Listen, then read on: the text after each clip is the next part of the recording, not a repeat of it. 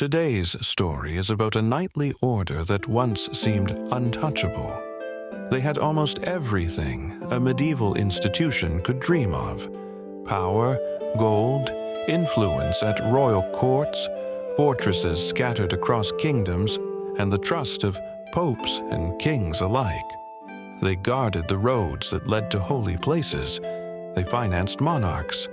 Their white cloaks with red crosses could open almost any door in Christendom. And yet, one morning in 1307, everything changed. By nightfall, those same knights were in chains. Their houses were sealed. Their archives were seized. Their name, once spoken with respect, was suddenly dragged through the mud. How does an order rise so high and fall so fast? That is the story of the Knights Templar. Tonight, we'll follow that story slowly, step by step. From a small brotherhood on a hill in Jerusalem to an international power, and then to a quiet end in papal documents and royal prisons. You don't need to remember every date or every name. Just let the images drift by, the way thoughts drift past as you fall asleep. Chapter 1. A Brotherhood on the Temple Mount. The First Crusade ended in a way that surprised almost everyone. Western armies, drawn from many lands, had marched across Europe and the eastern Mediterranean. In 1099, after a long and brutal siege, they reached Jerusalem and took the city. From those victories came something fragile and new, a patchwork of small Christian states along the eastern coast of the Mediterranean, with a few towns held further inland. They were like islands of Latin rule, in a sea of different peoples and older empires. From Europe, pilgrims began to flow eastward in greater numbers. They came with hopes and vows, with stories they had heard in churches at home, with the idea that walking the roads of the Holy Land might bring them closer to God. Some traveled in groups, some joined caravans, some attached themselves to noble households. They carried coins sewn into their clothes, little bags of food and relics, and the fear of what might happen on the way. The cities themselves, if the travelers managed to reach them, could be relatively safe. There were walls, markets, inns, and churches. There were guards at the gates and patrols in the streets. The real danger lay in the empty spaces between, the dusty roads that wound between hills, the narrow passes where the path squeezed between rocks, the stretches of wilderness where trees and scrub gave cover to men who watched and waited. It was this problem, not a grand plan, but a very practical need, that a small group of knights tried to answer. Sometime around 1119, a French knight named Hugues de Payens gathered a few companions. They publicly promised to live together as a community of warrior monks. They would fight when needed, but they would also take vows like monks, vows of poverty, chastity, and obedience. Their mission was simple and very concrete: to protect pilgrims on the road.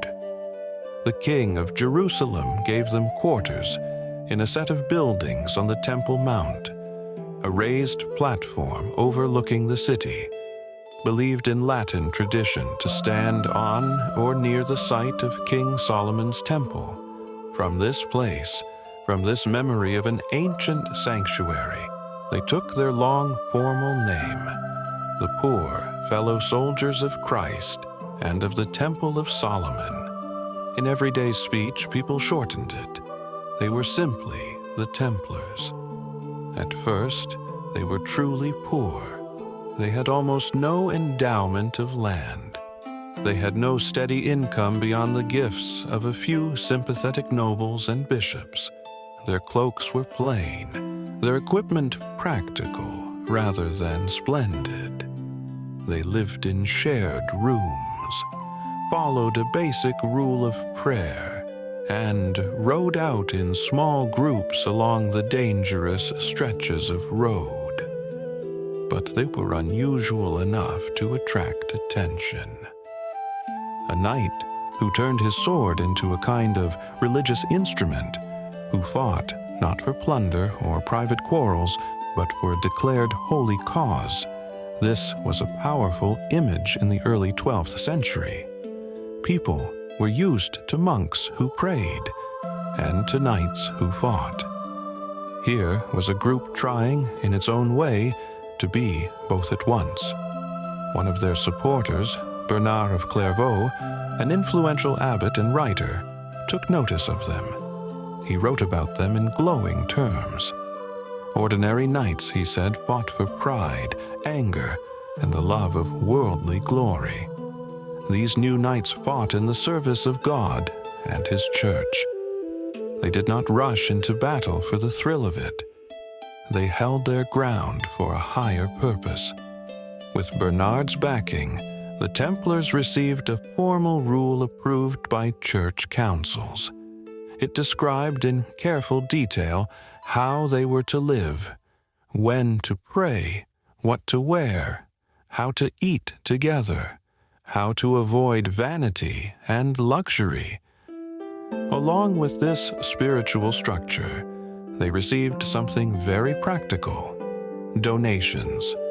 Noble families, impressed by the ideal of the Knight of Christ, began to leave land to the order in their wills. Some gave fields and vineyards. Some gave rights to collect tolls on bridges or rents in villages. Some gave houses in towns. Young men of good birth joined the order and brought with them connections and influence that stretched back to Europe. The Templars remained a religious order. They prayed at set times. They ate in common. They followed a routine with little room for individual comfort. Yet they were no longer just a small brotherhood in Jerusalem. They were beginning to become something larger, something that reached beyond the walls of the holy city, out along the roads of Europe and across the sea. Chapter 2. From ascetic knights to an international power. Over the next century, the Templars' presence spread steadily across Western Christendom. If you could drift over medieval France, England, Iberia, or the German lands, and look down at the countryside, you would sometimes see a small complex of buildings standing a little apart from the nearest village. A modest chapel, a hall, stables, barns, storage rooms, a walled yard, maybe a small tower. This was a Templar commandery, a local house of the order.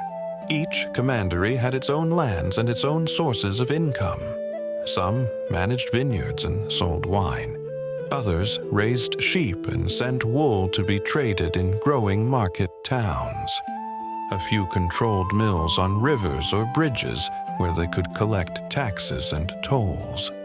Sometimes, a local lord would give the order a share in his rights, so that part of the income from a village or a road now flowed into Templar hands.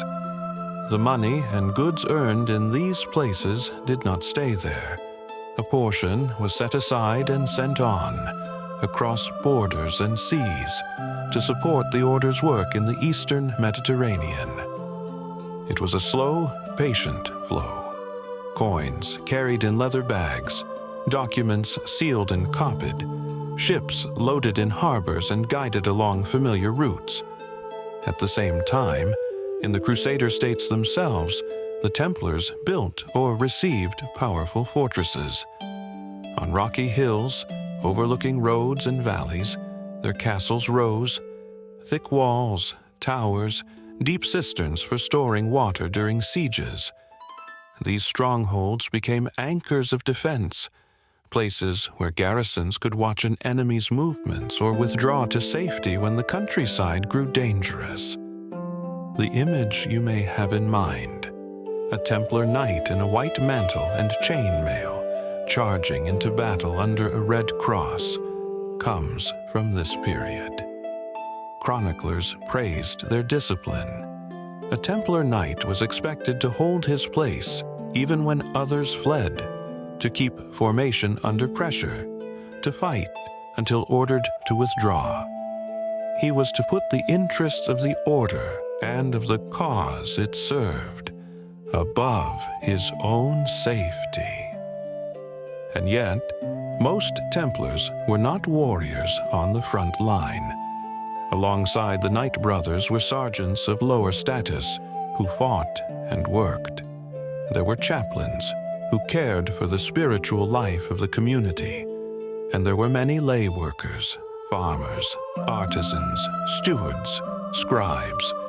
In Europe especially, Templar brothers found themselves managing accounts, overseeing harvests, negotiating rents, and maintaining the flow of trade and transport. It was in this quieter, less dramatic side of their work that something important developed. Because the order had houses in many different regions, tied together by a hierarchy that sent reports and orders back and forth, the Templars were constantly moving money and goods over long distances. They kept records of deposits and transfers. They stored valuables in secure treasuries. They grew used to thinking in terms of routes, schedules, and balances. Secular rulers and merchants began to make use of these abilities.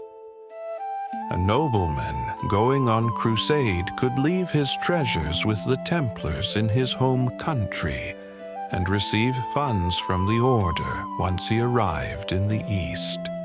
A merchant who needed to pay a supplier in another kingdom could work through Templar houses instead of sending heavy bags of coins along dangerous roads. The order could accept deposits, keep them safe, and then, when the right authorization was presented in some distant place, pay out the equivalent there. Today, it is natural to call this banking. Medieval people did not use that exact word in the modern sense, but they understood what mattered. The Templars could move value safely through space and time. All this took place under a protective canopy of special privileges.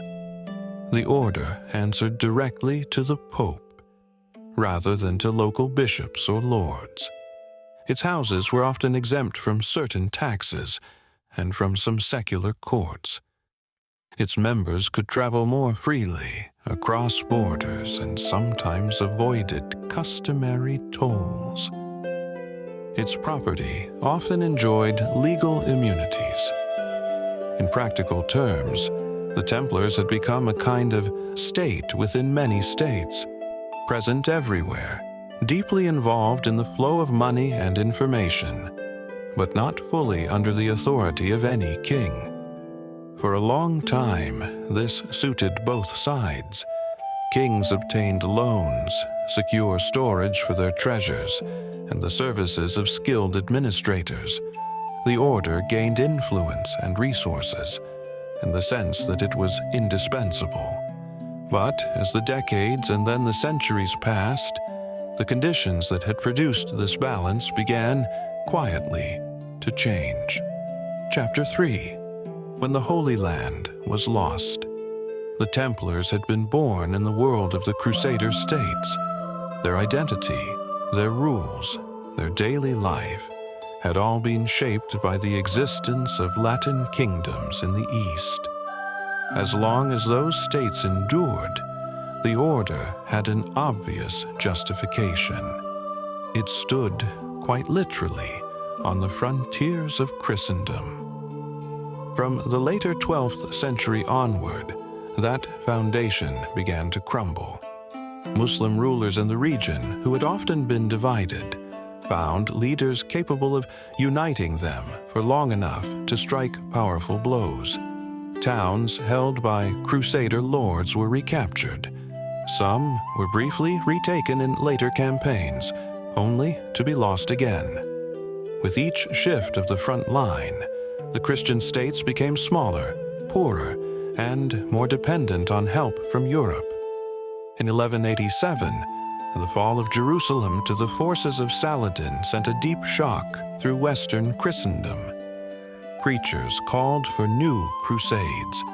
Kings took the cross and led armies eastward again. They won some victories, repaired some walls, and reclaimed some stretches of coast.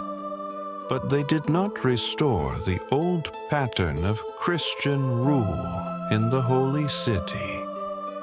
The Templars continued to defend castles, garrison frontier posts, and escort travelers. Their fortresses, with thick walls and stores of food and water, sometimes held out long after nearby towns had surrendered.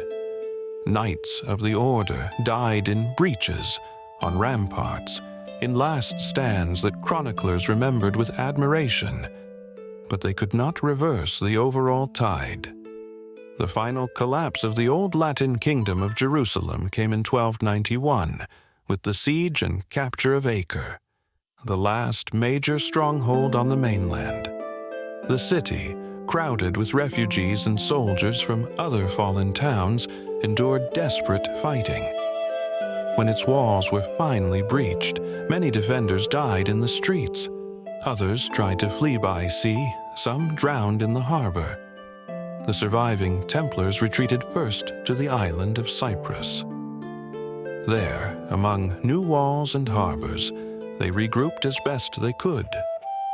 Plans were drawn up for fresh campaigns, perhaps an attack on Egypt, perhaps another landing on the mainland.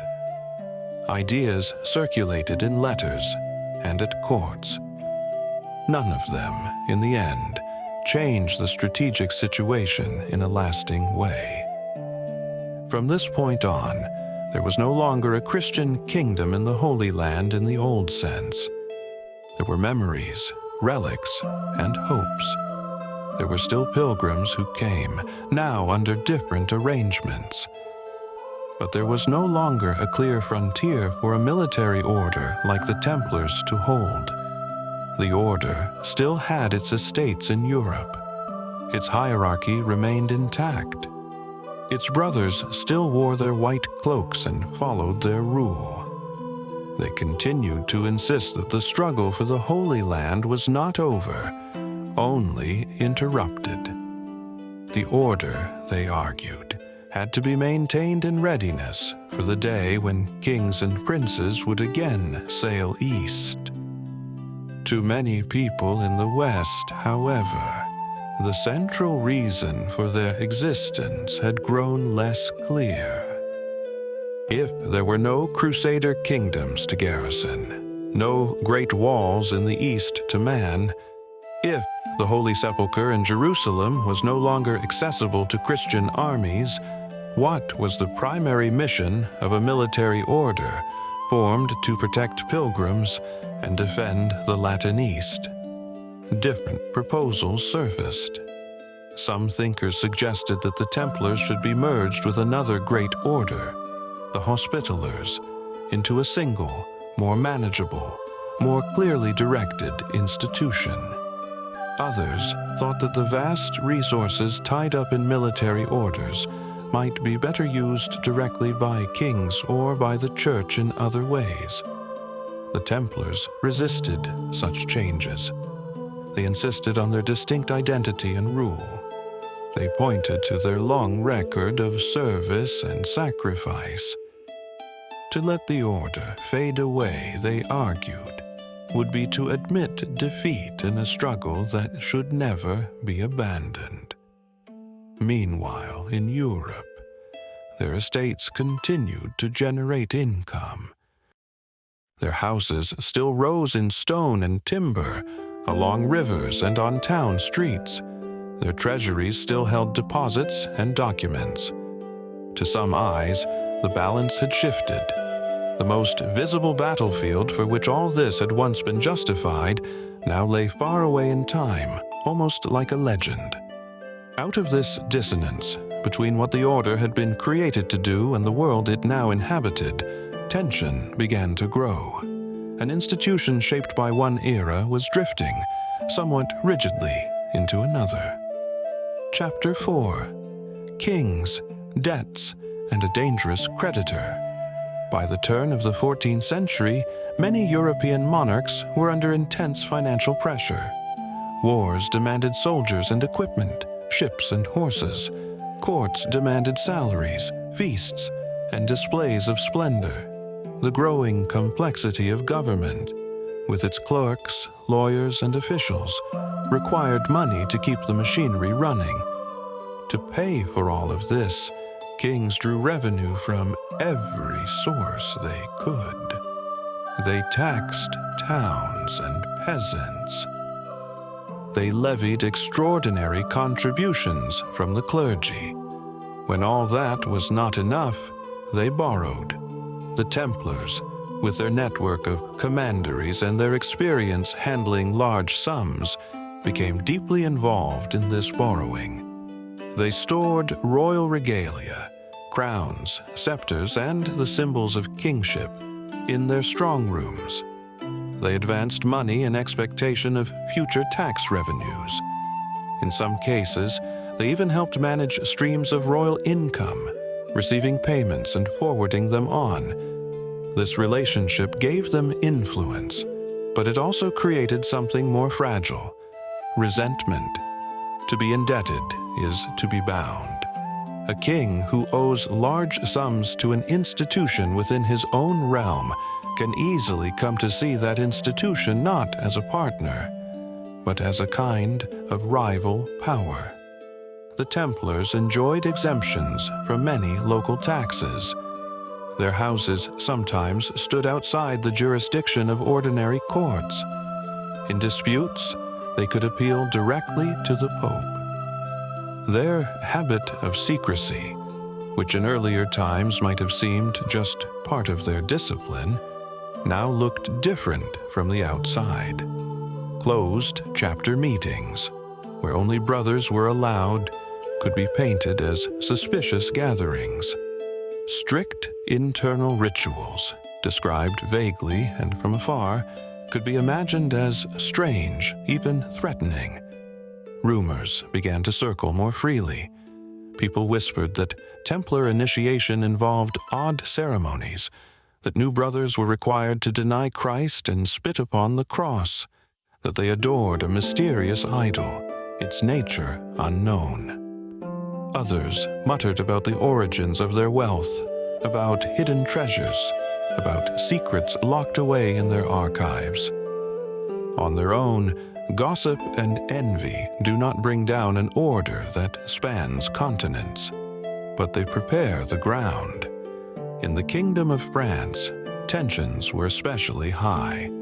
The French crown was engaged in expensive conflicts, including disputes with the English king and bitter quarrels with the papacy. It had already clashed with other powerful groups over money and authority, including the clergy and the great merchants. Having an extremely wealthy, semi-autonomous military order at the heart of the realm was not ideal for a king who wished to be obeyed without question. The Templars' privileges, once seen as a reward for service, now looked like an obstacle to royal control. Their strong houses in towns like Paris were not merely convents or barracks. They were also treasure houses, well built and well defended. It is on this stage of heavy royal debts, strained relations, and the growing weight of central authority that the crisis of the Templars takes shape. Chapter 5: The Dawn Raids of 1307. The blow fell on a Friday in October.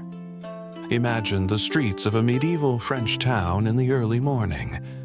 The sky is still pale. Smoke rises in thin lines from the first cooking fires. Most people are only just beginning to stir. Inside the local Templar house, brothers move through their usual routine.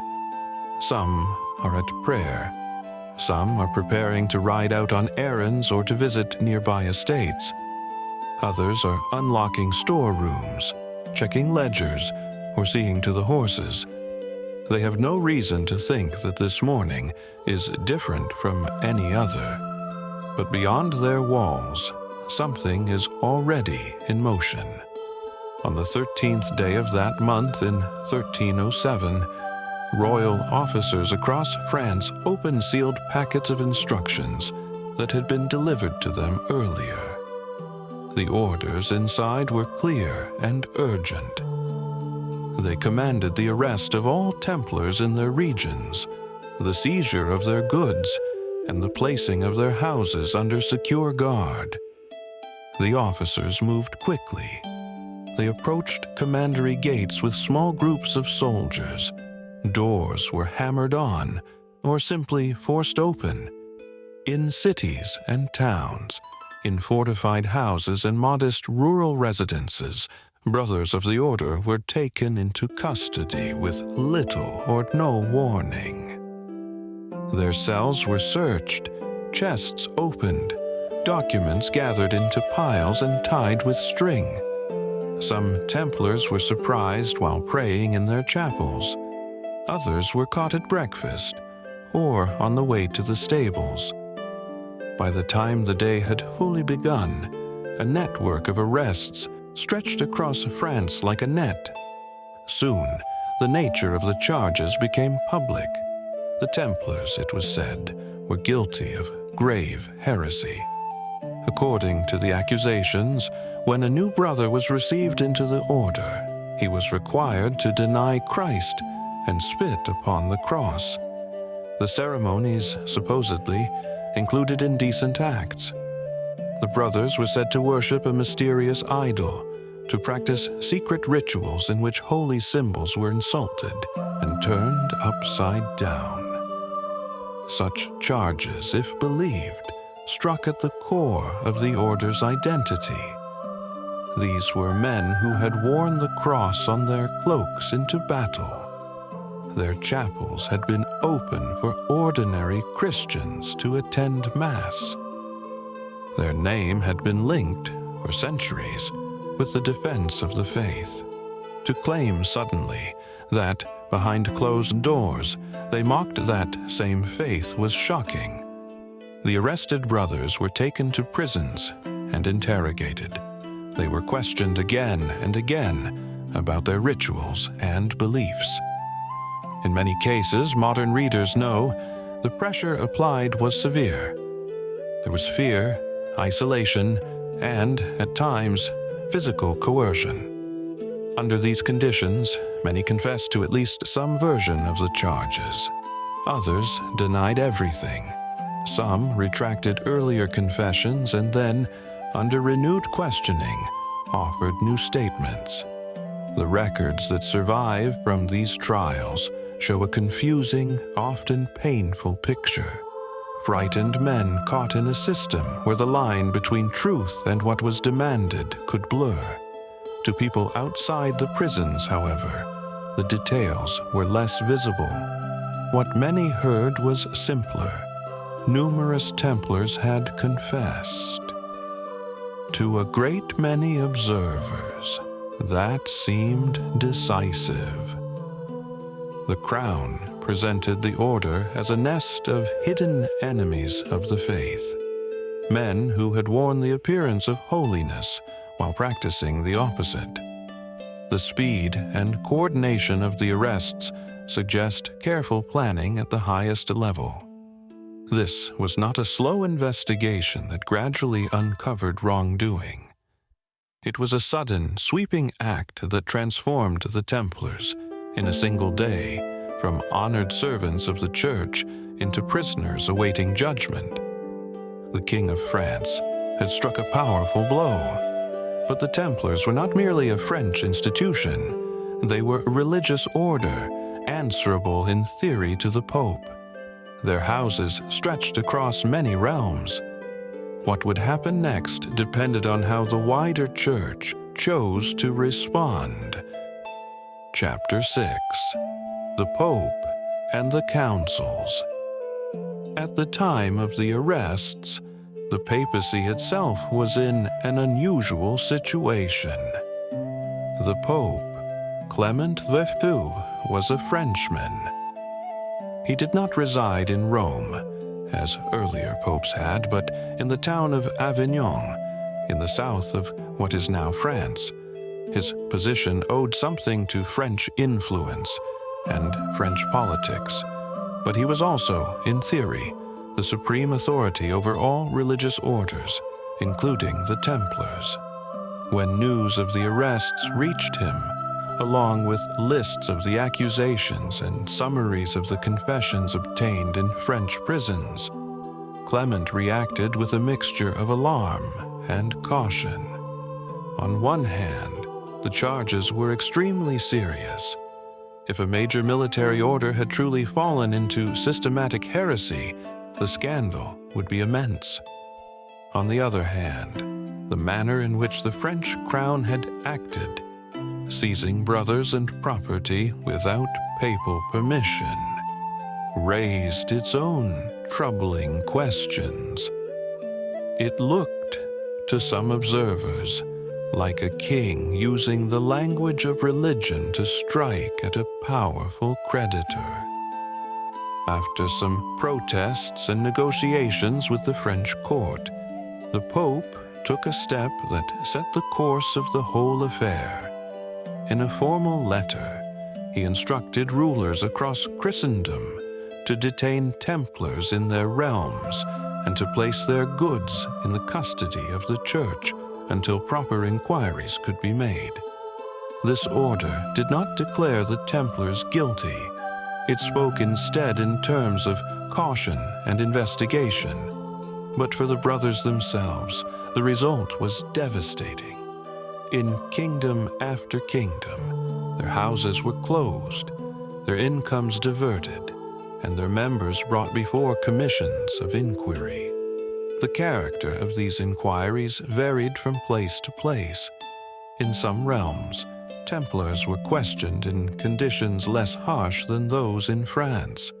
In a few regions, investigators found little to support the worst charges and reported with more restraint. Elsewhere, suspicions hardened and the mood grew darker. Still, the general direction was clear. The question was no longer whether the order would have to face judgment. The question was what that judgment would be and how it would be framed.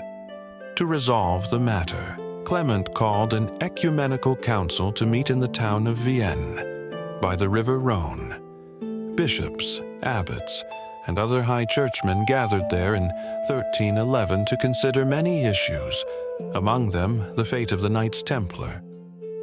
Before the council opened, commissions had been busy collecting testimony from Templars themselves, from other clergy, from lay witnesses. The documents they produced were dense and sometimes contradictory. Some spoke in defense of the order. Others repeated or elaborated on the accusations.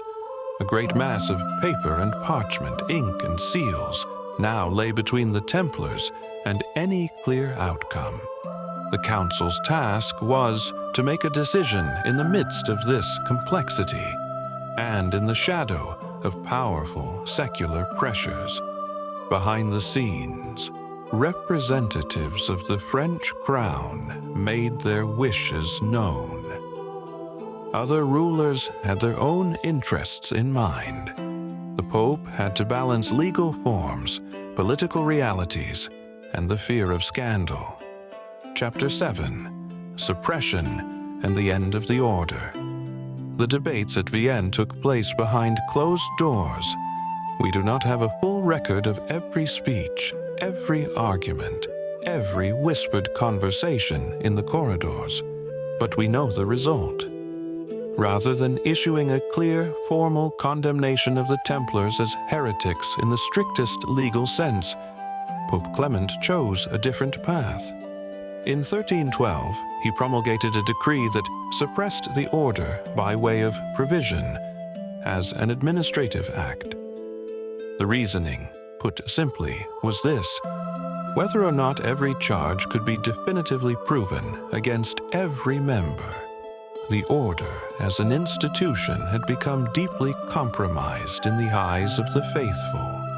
It was entangled in accusations and suspicions, in conflicting testimonies and political pressures. In such a state, it could no longer fulfill its mission effectively. For the good of the Church, for the sake of peace and unity, it was better that the order should be dissolved. With that decree, the Knights Templar ceased to exist as a recognized religious order. Their distinctive cross and white habit were no longer permitted. Their hierarchy was dismantled. Their houses were formally taken out of their hands. In theory, most of their properties were to be transferred to another military order, the Hospitallers, which had managed to maintain a clearer role in the defense of what remained of Christian territories and shipping lanes. In practice, the process was uneven and slow. Secular rulers delayed transfers. Some claimed compensation for the costs they had incurred in arresting and holding Templars. Some simply absorbed former Templar lands and buildings into their own domains. Local lords and towns, too, saw opportunities and claimed rights where they could. The institutional story of the Templars thus ended not with a single spectacular act of destruction, but with something more gradual and administrative: a papal decree, a long sorting of property, a slow unwinding of legal and financial ties. For the men who had lived under the Templar rule, however, the consequences were immediate and personal. In France, some leaders of the order, including the last Grand Master, Jacques de Molay, were eventually condemned and handed over to secular justice.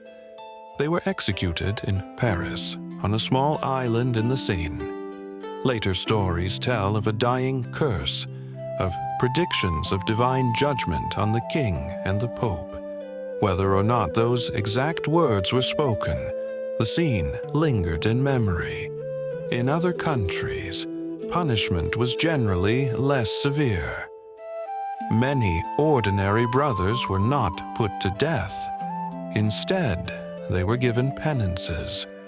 Some were told to live out their days as monks in other houses. Others, under certain conditions, were allowed to return to secular life. In Iberia, new military orders were created that took over much of the former Templar property, and in some cases welcomed former Templars into their ranks. From the distance of centuries, all this can look almost tidy. An order is dissolved. Its assets are redistributed. Its members are absorbed into other institutions. For contemporaries, it did not feel tidy at all. For a man who had joined the order as a young knight, who had lived for decades under its rule, who had prayed and eaten and ridden and fought with his brothers, it felt like a final unraveling. The white mantle he had once put on with such ceremony now had to be set aside. The chapter meetings ceased. The familiar pattern of the day, fixed by the rule down to small details, lost its authority. The Knights Templar, as a living institution, were gone. Chapter 8. From Institution to Legend. If the story had ended there, with legal documents, property lists, and quiet retirements in other monasteries, it might today be remembered mainly by specialists in medieval history. But something else happened. The fall of the Templars was sudden and dramatic. One day they were respected. The next, they were under arrest. The The charges against them were shocking. The evidence was tangled. Powerful kings and a cautious pope had both played roles. The result was a great space for imagination. Because the order had been wealthy, and because not all of its assets could be neatly traced in surviving records, people began to speculate about missing treasure. Because the inner life of the order had always been closed to outsiders, people easily imagined hidden practices that had never been revealed. Chroniclers writing not long after the suppression already began to frame the story as a moral lesson. Some saw the Templars as victims of royal greed and political maneuvering. Others suggested that the order had grown proud and worldly, and that its fall was a kind of divine judgment. Later, authors took these threads and wove them into more elaborate tales. Over the centuries, as actual Templar commanderies fell into ruin or were turned to other uses, the gaps in memory were filled with stories. The order was linked in different legends to the Holy Grail, to secret lines of kings, to hidden vaults beneath remote hills. In some imaginations, the Templars never truly vanished, but survived as an underground brotherhood, reappearing in different forms. Even the date of the French arrests, that Friday the 13th in October 1307, has often been connected in popular culture with bad luck, though the tradition, as we know it, is much more recent than the event itself. Against this rich background of myth and fiction, the historical Templars can sometimes be hard to see. The men who wore the red cross on white cloaks were not mystical guardians of every secret under the sun. They were very much people of their time, products of the Crusades, of feudal society, of the medieval church. Their rise depended on the enthusiasm for holy war, on pious donations from nobles who believed they were supporting a righteous cause, and on the advantages of a disciplined, international organization in a world of scattered kingdoms. Their fall depended on the disappearance of the world for which they had been created, on the increasing strength of centralized monarchies, and on the pressures of money, suspicion, and control. Their story, in the end, is not only about them. It is also about the life cycle of institutions. An order that once seemed indispensable came, over the course of 2 centuries, to look first unnecessary, then awkward, and finally dangerous. A pattern of privileges that had once been justified by service became, in a different climate, a source of resentment. A network of wealth and castles that had once stood as a bulwark for Christendom became a tempting prize. When the crisis came, the Templars' own rigidity did not help them. They held tightly to an identity formed in a world that was fading. They faced their accusers with arguments drawn from a past that their enemies were no longer willing to honor. And yet, long after their legal extinction, the Templars survived in another way. The word Templar still carries echoes of courage and secrecy, of distant battles and forgotten rites.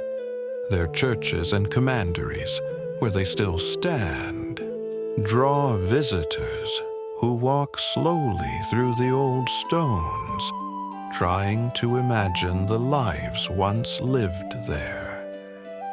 Their emblem appears in stories, in games, in films. Again and again, storytellers return to that morning in October 1307, when doors were broken open in the dawn light, and an order that had once guarded the roads of the Holy Land was led away in chains. The historical record will never answer every question. We cannot know exactly what every Templar believed behind closed doors, or precisely how every decision in their trials was made. That uncertainty is part of what keeps the story alive. But even without the legends, the real story is striking enough.